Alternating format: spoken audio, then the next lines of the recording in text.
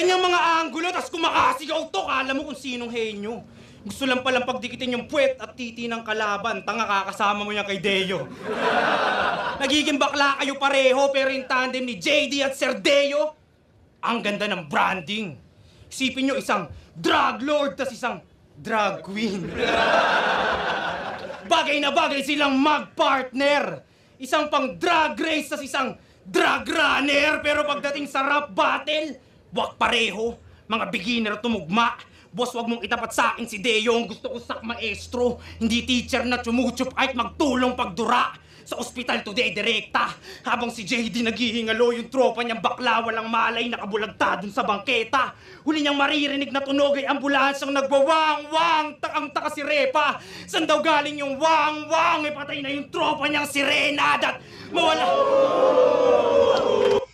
Ganda nun. Drug lord, drug queen, drug race, drug runner. Tapos yung sirena tsaka wang-wang. Lahat magkakakonekta. Medyo humaba na ng konti yung setup ni Raffian. Pero ang ganda ng naging punchline niya ron. Wang-wang tas sirena, no? Sirena rin kasi, ano rin siya yung kanta ni Glock 9 or yung tawag sa mga bading din, no? Yun. Okay, ambulansang nagwawang-wang, takang-taka si Repa. San daw galing yung wang-wang? E patay na yung tropa niyang sirena. Dat mawala na sa eksena. Kayo ay malaking abala. Sabi ni GL, wala daw laman niyang ulo mo. Ngayon meron ng bala, sabog na parang isa ding naganja. Putok mga ugat sa ulo.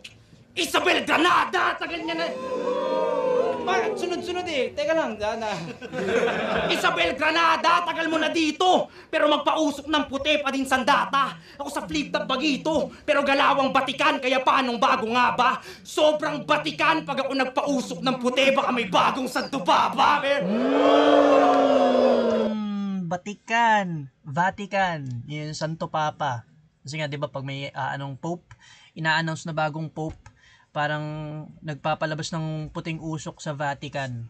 Habemus Papam. Yun yata yung sinasabi nila pag may bago ng Pope. Tapos pag itim na usok yata, parang wala pang napagde-decide na Pope.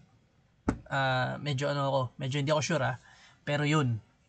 Gandang reference. Double meaning na naman, Vatican tsaka Vatican.